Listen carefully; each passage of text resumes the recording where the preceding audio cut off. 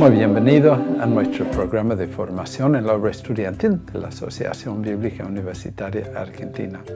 Hoy quisiera hacer algunas observaciones sobre la relación entre nuestra vida personal y privada y nuestra vida pública, como personas que están expuestos en lugares públicos y en un rol y función público como obreros.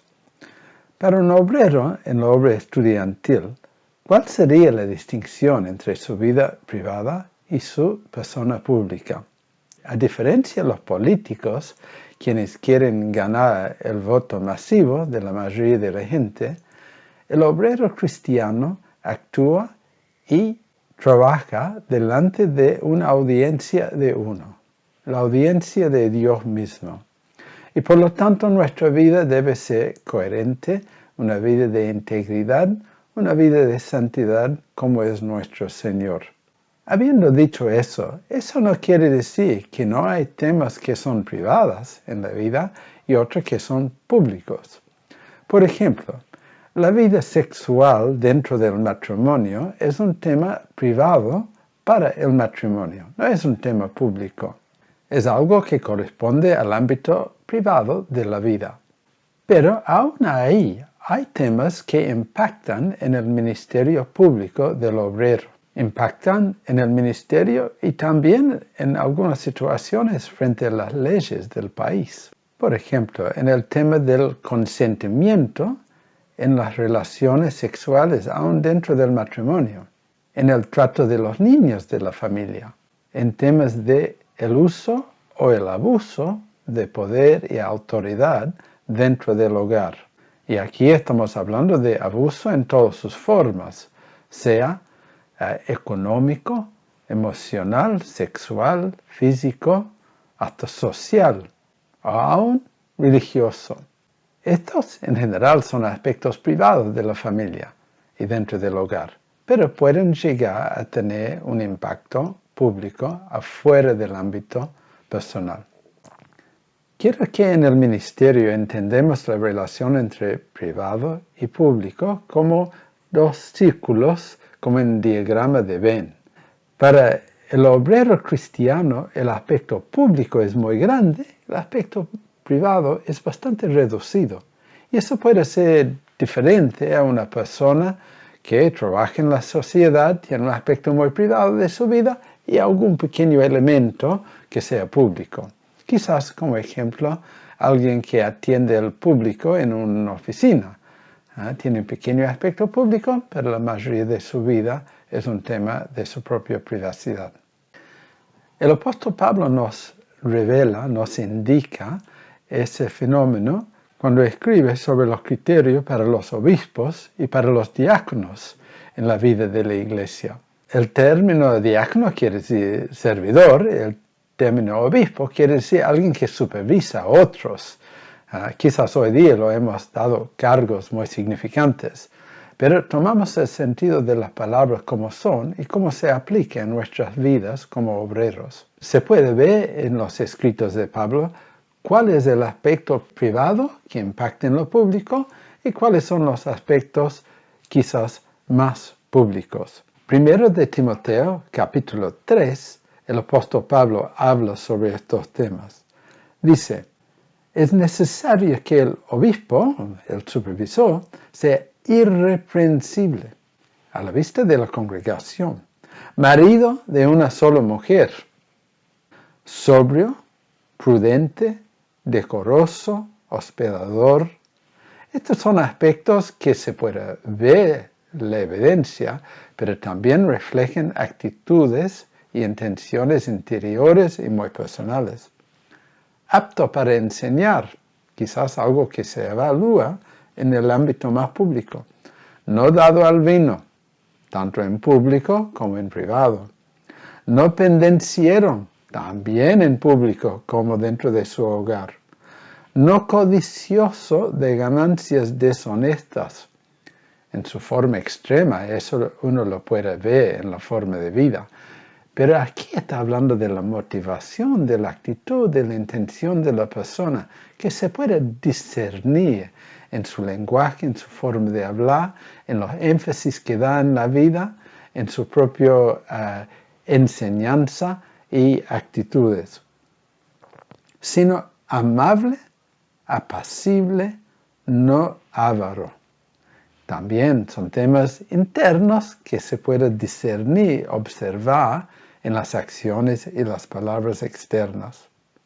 Dice que gobierne bien su casa. También para los hermanos poder observarlo cómo es su vida de familia, tanto dentro como fuera de su hogar. Que tenga a sus hijos en su gestión, no dice con palos, sino con toda honestidad, ¿no?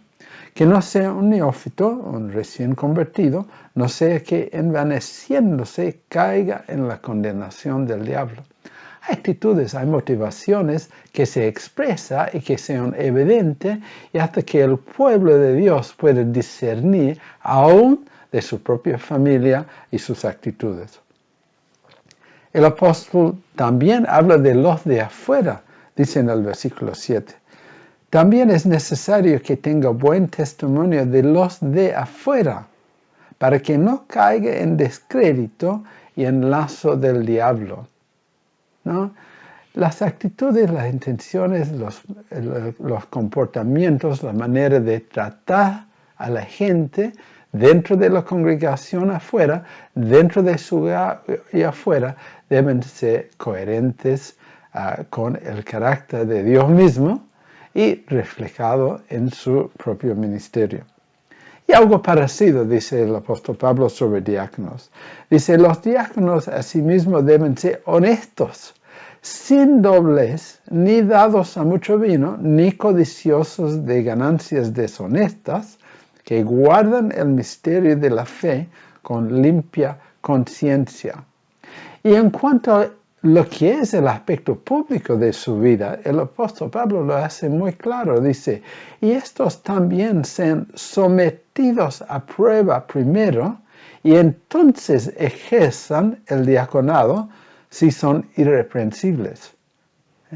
La trayectoria debe ser comprobada y debe haber esa coherencia.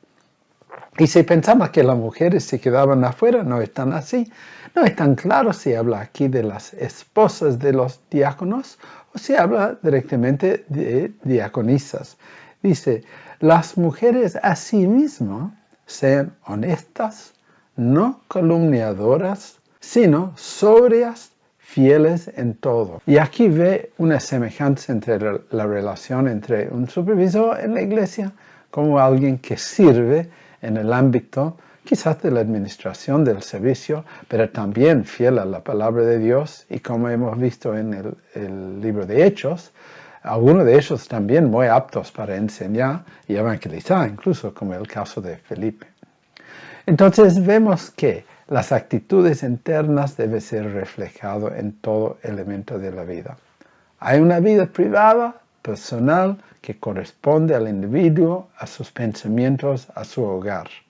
Pero se va a ver traducido estas actitudes en la vida de la familia y también delante de la iglesia, a la vista de la gente y también para con los de afuera.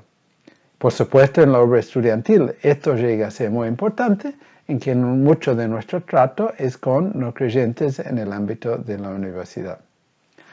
Habiendo todo eso, quiero aclarar un aspecto más de esa coherencia. No siempre va a ser bien entendido. Hay gente que van a vernos vivir conforme a nuestros principios y acusarnos de hipócritas. Te indico por qué digo eso. Vayamos a 1 de Corintios capítulo 10 hasta capítulo 11 versículo 1. El apóstol Pablo, como Jesús, quizás había sido acusado de todo en algún momento u otro. Y el apóstol Pablo dice a los corintios ahí, en temas de la libertad cristiana, dice, si pues coméis o bebéis o hacéis otra cosa, hacedlo todo para la gloria de Dios. No seáis tropiezo ni a judíos, ni a gentiles, ni a la iglesia de Dios. ¿no? El apóstol Pablo había llevado a Timoteo para que se circuncide. En otro momento va a decir, la circuncisión no es nada. Entonces la gente dice, pero qué hipócrita es eso.